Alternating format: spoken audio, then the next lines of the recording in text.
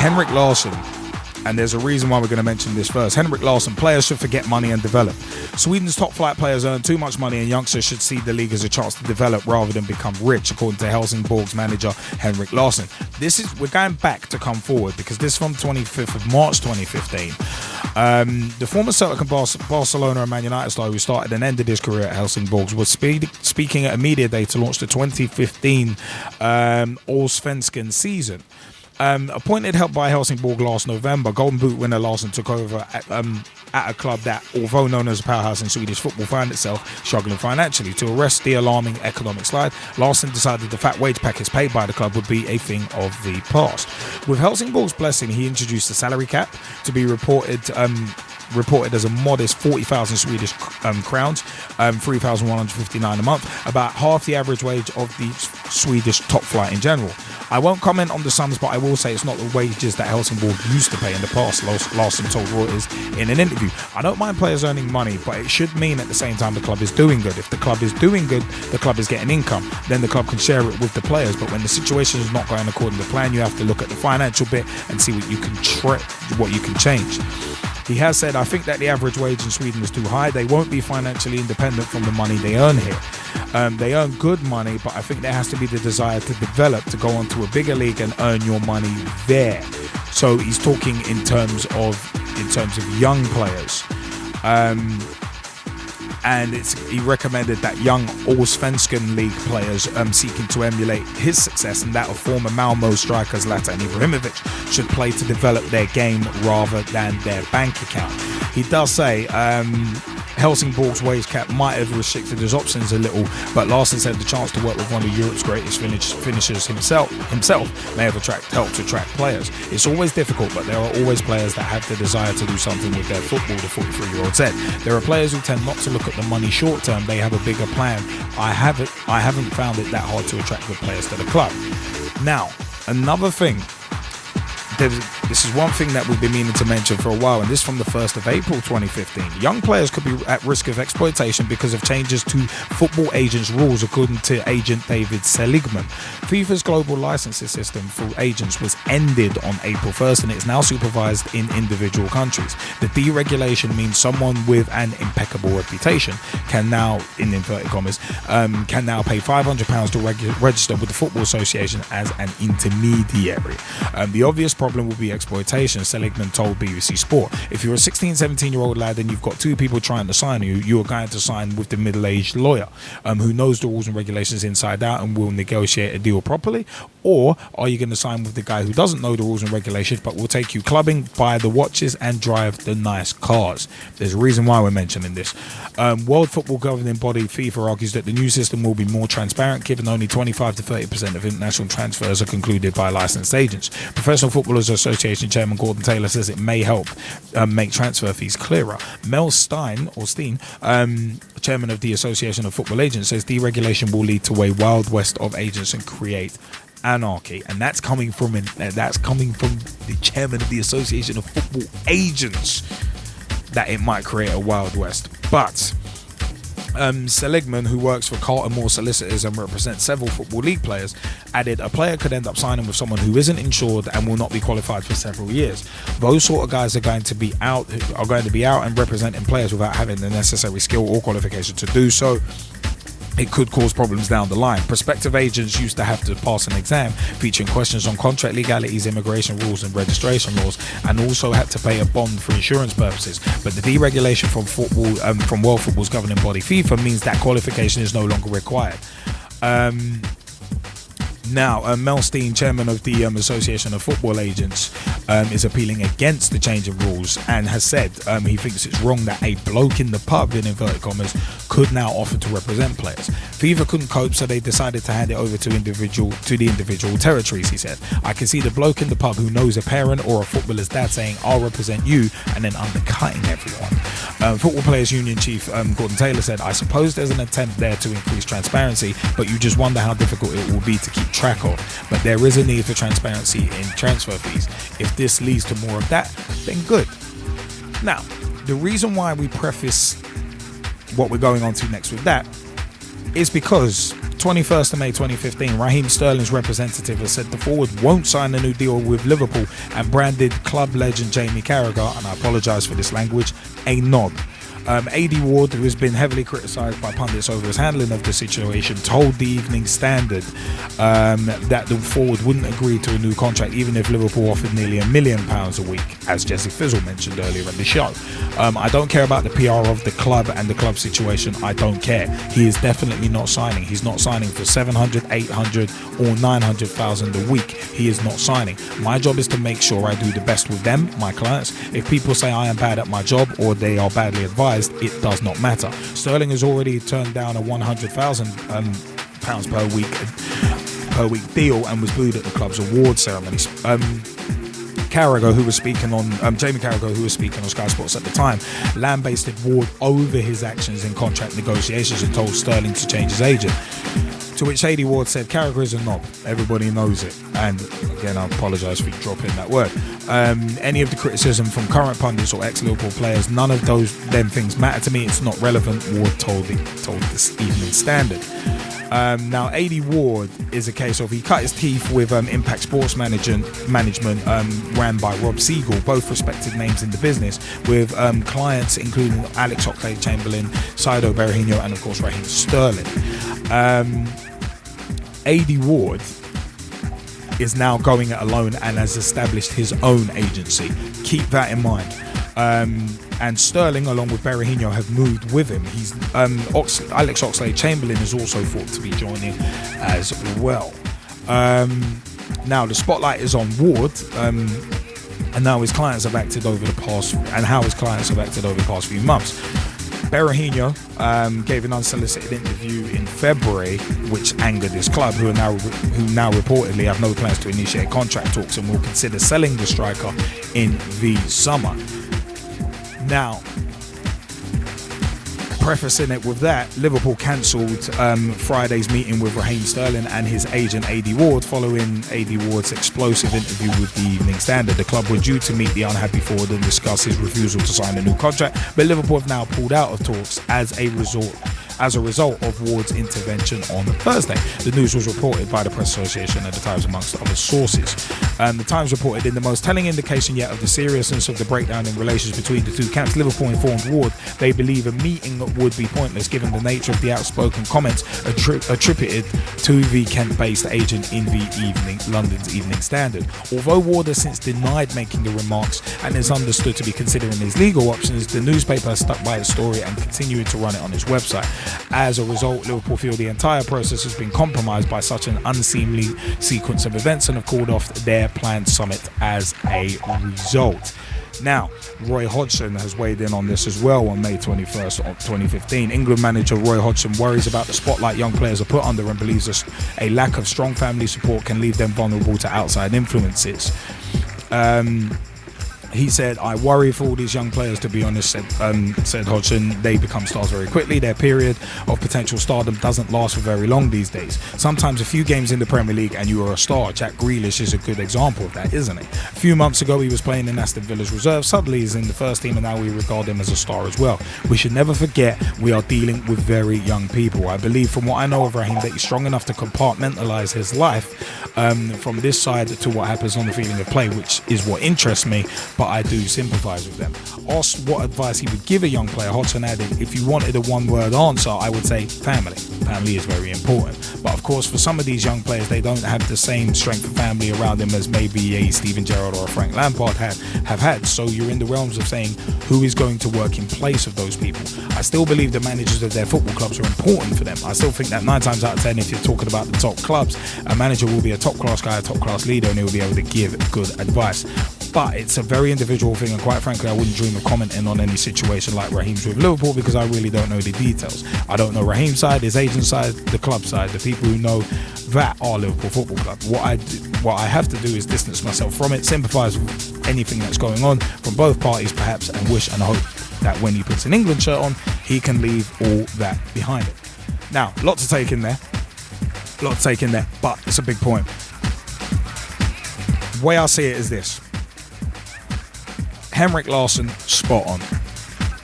Young players should be focusing on developing as players rather than looking at, oh my God, how much money I can get.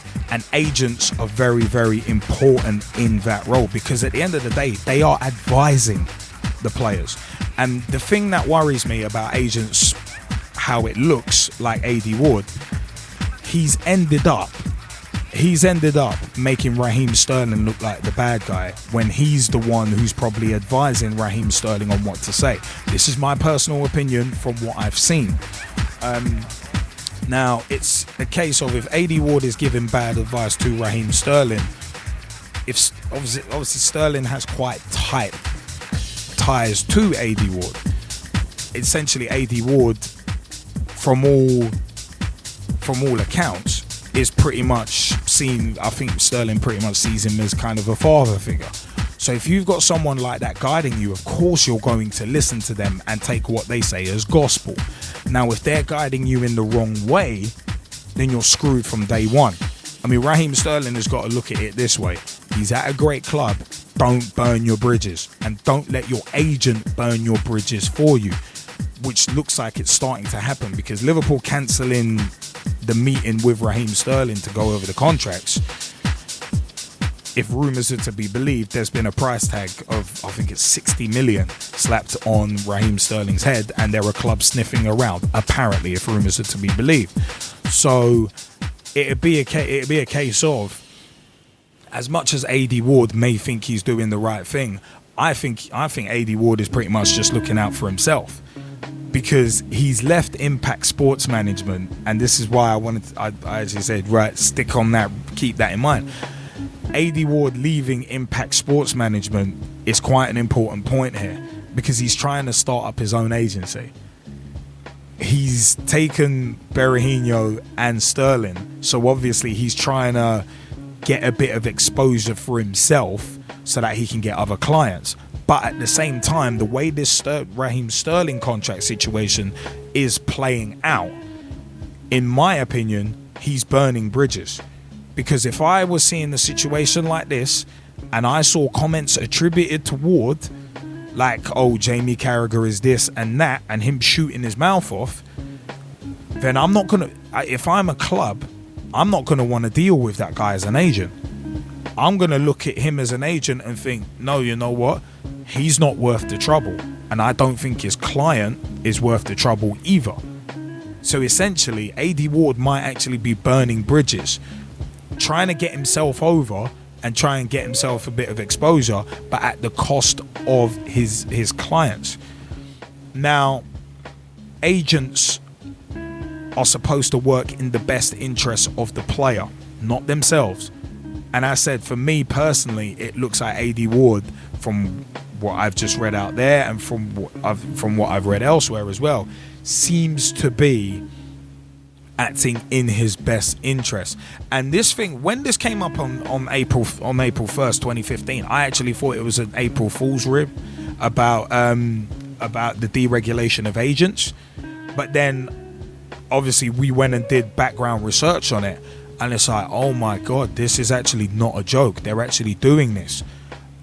And instantly, Melstein, it's one of them ones, his concerns about leading to a wild west of agents and creating anarchy, I'm in total agreement with that. Because if you deregulate something and you leave it to individual territories to start governing it, but they're going to be as corrupt as most football associations. We already know corruption is rife in football, and I've said on many shows before, you would have to stop the game totally to weed it out. Now, my concern is that with this deregulation of agents, you're going to get exactly the same thing. So this is my and the fact of the matter is, it's young. These are young players. And imagine some agent, like was mentioned, some guy down the pub who thinks, oh cool, they've deregulated it. Now I can be an agent. And he gets some 13, 14-year-old kid who's really good at football. He already knows the parents. So it's like, let me deal with it. But he doesn't know anything about immigration law, contract legalities and that kind of thing.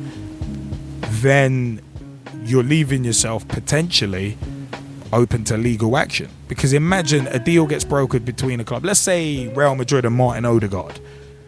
Let's say some guy from the pub has become an agent because of the deregulation, and he's brokering a deal between Real Madrid and Martin Odegaard, and then it comes to, right, Real Madrid want this deal 98% to 2% in their favor, and obviously they're gonna have the best legal teams that money can buy, and you've got this guy who probably knows nothing about contract law but just knows he's got a good player on his hands.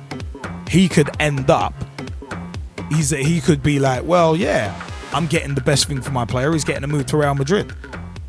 But then he could end up accidentally shafting his own player, if you'll pardon the phraseology. He could end up shafting his own player in negotiations because he doesn't really know what he's doing. So, in essence, you won't be working in the best interest of the player because you don't know what you're doing. That's my main concern, and this is my concern with Aidy Ward, that I think he's making Raheem Sterling look like the bad guy, and it's not good for a young player. What, Raheem Sterling is like 20 years old. It's like, dude, that you need to be supporting him, not gassing his head up, because at the end of the day, I think John Barnes, there was a quote from him, he's a 20-year-old player who's done nothing yet, and John Barnes is spot on. Raheem Sterling has done nothing yet. Few flashes of brilliance here and there, but he's done nothing yet, especially not on a consistent basis. I speak as an amateur league footballer and a Liverpool supporter when I say that. So, I mean, Gezzie Fizzle, do you want to jump in on this? I'll be interested to hear your view, and if the Skypers want to jump in as well, this will be very interesting. Sure, I'll just touch briefly on the deregulation of agents before going specifically onto the Raheem Sterling situation. The deregulation of agents, you know, as you say, if, you know, your man Mr. Steen, if he is worried, then I think, you know, that should literally worry everybody. Because as you say, what this opens up, and this is what we found out in our research, you know, literally anybody could now decide, yeah, I'm going to be an agent. You could dress a dog up, put a suit on it, and say that the dog is an agent. Yeah. With how the rules are. Now, obviously, that's a little bit of an exaggeration, but essentially, you know, it still applies. Anyone could go and say they're an agent. Now, if they have legal backgrounds, that would usually help. But most of the people that would be interested would just say, oh, you know, like, I can go down to a park on a Sunday, look at some Sunday league players and think, oh yeah, you know, this one looks pretty good, that one looks pretty good. They didn't really pick out a decent player. Right? But that doesn't make you a scout either. You see what I mean? Yeah. So now you're having all sorts of people potentially from all sorts of backgrounds just saying, well, I like football, that's more than enough of a qualification. And then deciding, right, they want to get into the ins and outs of representing a player as an agent. Now, if it's set up in a way so that, you know, you have to go and do formalized training, you know, and there's a unified course that you have to go and do, but it's still open to everyone provided that you pass the course, then I would say, okay, fair enough, that's probably a little bit better than the current setup. But right now, it's anyone. You know, and as far as I can see, there's no provisions for any sort of additional training where it's like, yeah, we're going to help you learn what you're supposed to do. You know, none of that is in place. So, again, very, very dangerous. And I think it probably will take one or two people going out of their way to attempt it and getting it horribly wrong to fix that at the moment. That's my personal opinion. I think it will take one or two catastrophic deals in terms of the negotiations for the player and, of course, the agent themselves to resolve this issue. Now, in regards to the whole Raheem Sterling situation, I think what needs to happen is football fans need to understand certain things. Okay, first and foremost, in my opinion, even though for a lot of people he's being painted that way, Raheem Sterling is not the bad guy here. course he's not. He's not. But the parasitic media have done a great job of making him look that way. And the reason why I say that, right, and to a lesser extent, I'd actually argue that his agent isn't necessarily the bad guy either. The reason why I say that, for those two specifically, is this. In terms of the window of time that you have as an athlete to go and make your money in sport and make the most money that you can, it's not very long, right? For example, in the NFL, which is also known as not for long, rather than the National Football League, right? The average career of an NFL player is about 4 years, which is the length of a rookie contract. That's about it. Now, obviously, football and American football are two very different sports. But what I mean in terms of the comparison is, you know, unless you happen to really, really work hard and develop yourself, especially from an early age, the potential for you earning, you know, astronomical sums of money for a window of time during your career is not very big. It's not. So you kind of have to make the most of it while you can and try and get the most money while you can, because it's not going to last for forever. There's going to be a period of time where, as I say, your skills and your marketability is going to wane, right? Or I say one of the opposites to this would be David Beckham. David Beckham, right? He was a good footballer, don't get me wrong, good footballer, but a much, much better brand manager and marketing guru, shall we say, for himself. Yeah. The first footballer when you look at his associations, especially with his wife, that's really what helped his career financially. Footballing wise, he was generally played in some very good teams that had other very good players, and that's what helped him be successful as a footballer, as well as, you know, fantastic ability in terms of long range passing, crossing, and dead ball situations in terms of free kicks, and again crosses and passes from dead ball situations. But he practiced. You know, but then outside of that and put in the effort. And this one. Well, yeah, there's that too. But what I mean is, outside of that, in terms of him, you know, being a multifaceted player, was he that? No. Would you class him in the same league as, say, a Pele or a Lionel Messi or a Diego Armando Maradona? No, not at all. In terms of natural ability, you wouldn't do that. That's what I mean. In terms of natural footballing ability, what you say, arguably he's some of the best players ever.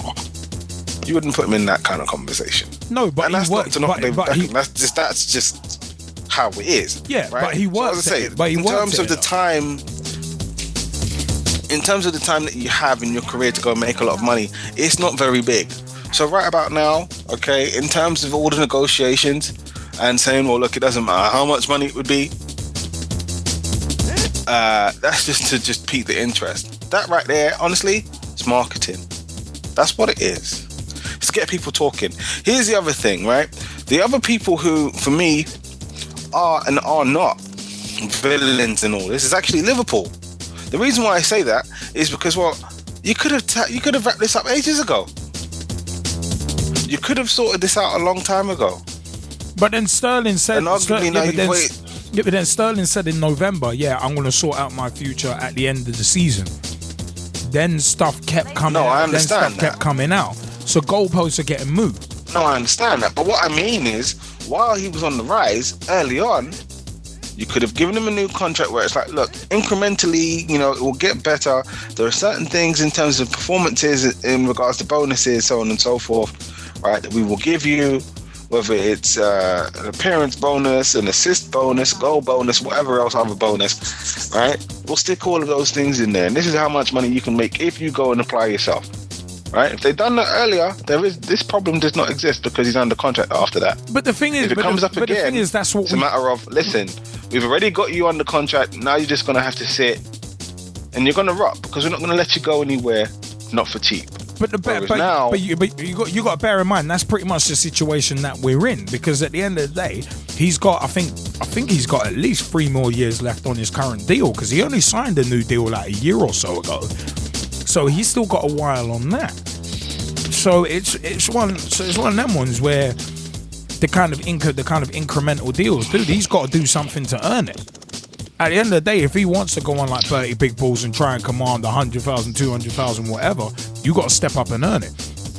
Yaya Toure caused a lot of controversy when he got jumped up onto 200 grand, but at least he can say, well, look at what I did. And that's one of the major things. And I agree. It's not that I disagree. I do agree. There is certain things that he has to do before he can jump up and down and say, hey, I'm worth this, and I'm worth that. I totally get that. The part where, for me, things fall down in regards to his agent is where he's coming out and, he's calling people names. Now, here's the thing. If you want to go and establish yourself, not just as an agent, right, but as a reputable business person, okay, let's not go throwing mud at people. All right, there's generally a saying, if you're pointing a finger at somebody else, there's 3 fingers pointing back at you. Exactly. Right? Which means there's a lot more looking into yourself that you should do than looking at somebody else. The other thing that they say is, generally speaking, you know what, you can't really compliment a person that says bad things about other people. It's very difficult to compliment that kind of person. So here's the thing. Him doing that does not set him up very well in terms of his business relationships with other potential clients and clubs. It really doesn't help him. So that's the part where he let himself down and his client down, to be fair, in my opinion. Right? If he'd have said, I understand the comments that Jamie Carragher's making, but here's the thing that we need to point out. My client is not Jamie Carragher. My client is one of the top young talents in English football and arguably the world. And right now, what I'm looking to do in his best interest is have him paid like that. If he'd said something like that, much better. But that's the thing. Better. But that's the thing. He didn't. But him to go with name calling doesn't help. Yeah, doesn't help. So he's putting himself into a picture now. Now, him as an agent, people, as I say, I'm personally looking at him and I'm saying, you have to understand that there are ways to play this game. In how you're getting your name out there, but you're not making yourself look good. There are ways to say the things that you want to say without saying them. So that was something that was kind of lost. So for me, that's where it gets interesting. As you say, Raheem Sterling's already under contract anyway. The only other thing that could feasibly happen is, well, look, he just sits out his deal. Like, literally goes on strike. That's the only other thing that could happen. But having said that, the person who really loses on all of that kind of scenario is Raheem anyway, because he's not playing. Right. No, but that's what I was saying, though. He's going to burn his bridges. No, but this is what I mean. So even if they went that route, what good would that do? There's no good being done there.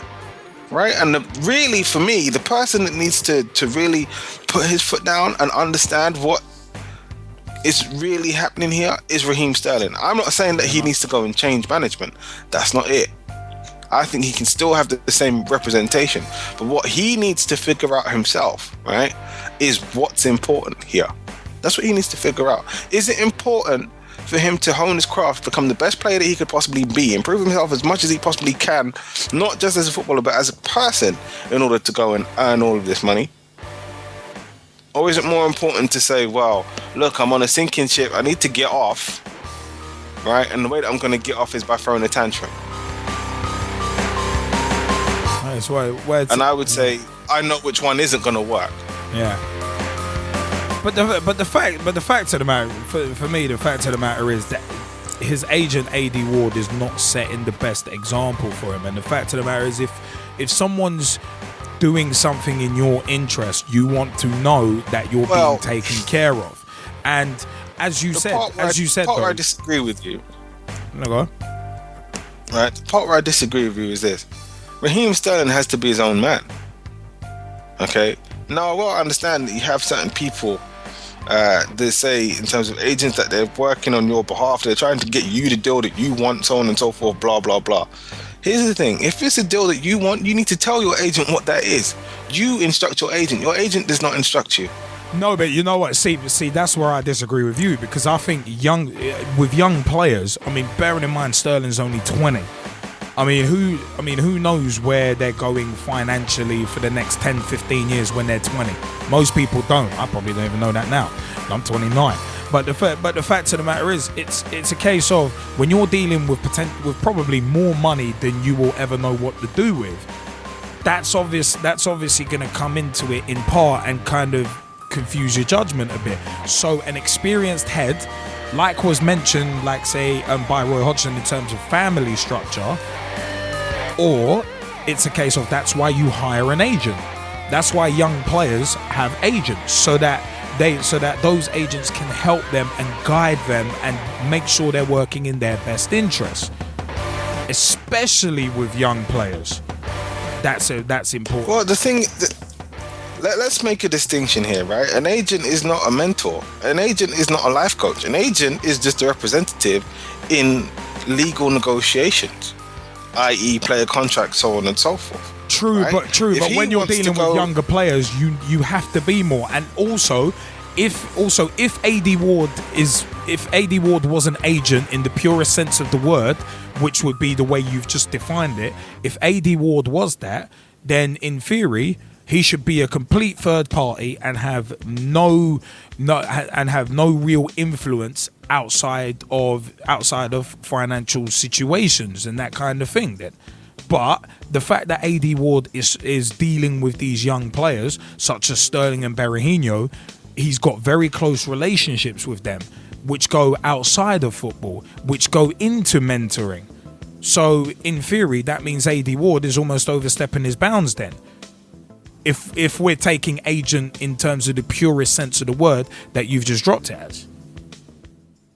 Well, here's the thing, right? Again, it comes down to personal value. So if he's able to blur those lines, he's obviously giving them something a lot more than just being an agent, yeah. Right? But here's the other thing, as I said to you, right? It's all about the young player working out what it is that they want. So if, for example, Raheem Sterling doesn't feel that his current deal reflects his importance to Liverpool, especially with somebody like Steven Gerrard leaving, I get where they're saying, listen, there's not enough money on the table here. That makes sense to me.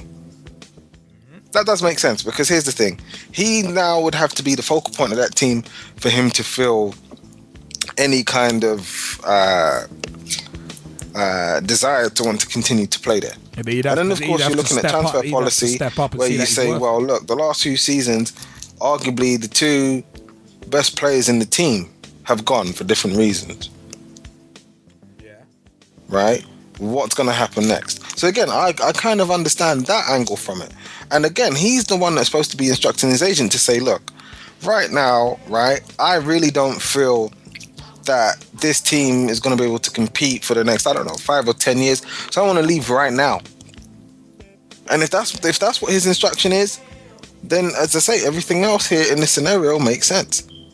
But if it's not, then, as you said, right, literally, it's kind of who's actually, representing who is managing who here, in this scenario. Yeah. Because it's really not clear if anything else is actually the case, right? But as we also said, and we've said it several times, player contracts currently, they're not worth the paper that they're printed on. They don't actually mean anything in terms of being legally binding documents, because there's so many loopholes in terms of ways to get out of them now, because they're built that way. So, it's a very difficult position for Liverpool. And as I say, in terms of PR, and Eddie hinted at this, it is a nightmare right now. It's not particularly positive. It does not show Liverpool in a good light. It does not show Raheem Sterling in a good light. Because here's the other thing. You know what Raheem Sterling looks like now? If we're just going to go and take things at face value, he looks like a money-hungry mercenary. That's what he looks like. Yeah. And it's sad that a young player is actually being perceived in that way, and part of that is to do with the parasitic media whipping up a frenzy, and part of that I think is to do with the agent and his comments, and especially bearing in mind that Aidy Ward, his agent, has just started up his own agency, which is why I think that's quite an important point as well. And you were talking about marketing. So he's essentially potentially making his player look bad, look like the heel of the situation, just to get himself over. That's the way I'm seeing it. Well, as I said to you, that there's lots of different ways for them to play this out in terms of what is done in how you represent and carry yourself. Now, for me, they haven't done themselves any favors in terms of his new company. But at the same time, right, as I say, you know, he has to be a vocal point because, well, you ask Raheem Sterling, what's Raheem Sterling actually said? Not an awful lot. Other than, you know, this whole contract dispute will be sorted out at some point during the end of the season, i.e. now. So, you know, everything else kind of remains to be seen. I mean, you know, but as I say to you, I think in terms of the negotiations, here's my biggest thing. Liverpool could have done more, should have done more to manage this situation better. I think Liverpool waited too long, and now this thing is kind of blown beyond all proportion, right? The other thing here that's really dangerous for Raheem Sterling, right? I tell you what I fear may happen to him is that he could become a Ricardo Quaresma. Oh, good. In that he got a lot. He got a lot based on the fact that, yeah, you know, it's been recognized that he had talent or has talent. Then things really don't tend to work out because, let's be honest, it was big money move and then big money move again, big club and then big cup again, where it just didn't work out. And then it, you know, it happens that it's really towards the later stages of his career in his 30s when he begins to work it out to say, oh, well, this is how it really should go and this is how I'm supposed to put it all together. You know?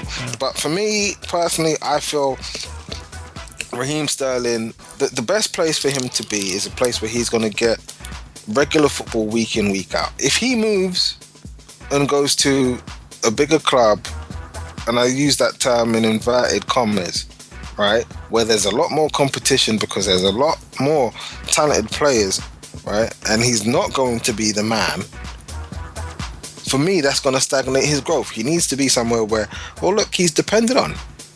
And he actually plays week in, week out. And that team is Liverpool, for me, personally. I was going to say, yeah, he's there now. He's there now, but if he wants to burn his bridges, then for me, that is his best opportunity to really grow because, well, he doesn't have a choice. He has to grow. Whereas, you know, if he goes to, say, for example, there was talk potentially going to Real Madrid, right, goes there. He'll get lost in the shuffle. There's so many talented players there. Especially attacking players. He can comfortably hide away and be absent. But then and no one really noticed. But then it'd be one of them ones. Imagine him moving to Real Madrid in a big money deal. Look at how the media, the parasitic media over in Spain, especially Marca, have been treating Gareth Bale. Look at how the fans have treated Gareth Bale. And imagine that happening to Raheem Sterling at 20 years old. You see where I'm going with this? See, this is what I'm saying. Because this is dealing with a young player, and this whole thing with the agent situation is dealing with young players. Yeah, you might get him a move to a bigger, a quote unquote bigger team, but that might not be best for that person's career at the moment. I'm always a fan of if someone's young, like let's say Harry Kane, for instance, let him stay at Tottenham for 3-4 seasons. Get seasoned, baby. Like the American dream, Dusty Rhodes, get seasoned. Let the player get seasoned first. Why do you need to move that player on so quickly? All right, yeah, big money. I understand that football's a business, extremely badly run business, but business nonetheless. But at the same time, there has to be some sort of vision or some sort of visionary that looks at the player's welfare. And that's why I respect Samir Sawney of Motivate Sports and Fitness for what he does with his entity of Motivate Sports and Fitness at MotivateSF on Twitter and MotivateSportsandFitness.com and Facebook.com/Motivate Sports and Fitness. It's a case of, that's why I respect what they do so much, because they're about putting the player first and the player as a person first, not as a player, the player as a person and developing the person. So I think that is where the focus needs to be, rather than everyone just trying to grab as much money as they bloody can. Because then you're no different to the guys at the top who are bloody running the game and ruining it at the same time in terms of being corrupt. But there's a lot more. Again, couldn't agree with you more. You know, as I say, that's the danger. And even with the talk of, you know, Manchester City potentially coming in with a big bid, or even Chelsea, I'm like, look, there's no guarantees that he'll succeed there. Again, these squads are so big, so talented, but he can get lost in the shuffle and comfortably hide. You know, the only difference is in the Jose Mourinho team, it's like, look, if you know, the way that Jose runs teams, if you don't put in the work and work how he tells you to work, you will find the door. Of course. Right? Mohamed Salah, gone. Yeah, exactly. He's one of them ones rotten. Andre Schürrle, who won a World Cup, gone. Yeah. I mean that's the concern. I mean, Manchester City, you only have to look at Jack Rodwell and Scott Sinclair. Do I need to say any more? So, in terms of track record with young players, especially young British players. Well, I would have thrown in a young Daniel Sturridge in there as well. Yeah. Well, you could throw in Sturridge for Chelsea too. So. Yeah, that's what I mean. I don't know. So, you know, as I say, there's no guarantees that if, you know, these big 45, 50, 55, 60, 65, 70 million pound deals or offers, one of those goes through again, is that really in his best interest? I mean, even let's look at Gareth Bale, right? So he moves for 90 million or whatever it is, right? Right about now, you know, he's starting to struggle. He's been to cope with that. He was struggling to cope with that from the beginning. He's treated like a pariah. Well, there's that too. But, you know, he's struggling to cope with the weight of that from the beginning. Right? Especially when you have somebody like Cristiano Ronaldo. And here's the thing. When he left Manchester United for 60 million, okay, it was a matter of, arguably at that point in time, he was the number one or 1A or 1B, whatever it is, in world football at that time. He justified that. Because he backed it up with consistent performances week in, week out, and what he also won. Yeah, but Sterling hasn't done that yet. And that's this. No, and that's my point. And that's my point. So, you know, all of that needs to be sorted out personally for me before we can start talking about these astronomical fees. I mean, even with Gareth Bale, right? When he went and moved for his absolutely ridiculous fee, what did he win? Yeah, bugger at that point. Bugger, but this is. I mean, he's won stuff since, but what did he win? But this is one of the problems of the modern game. That it's one of them ones. Let's get as much money as we can, as quickly as we can. And it's and obviously players are either stagnating or they're just not developing as well as they should, and they're getting pressures put on them that they shouldn't really be put on them until they're at least in their mid to late 20s. So it's one of them ones. You ain't ever gonna develop if people keep doing this. You ain't gonna develop any world-class talented players. You're not going to do it because you're not going to give them the time to season and get their experience in before putting the weight of the world on their shoulders.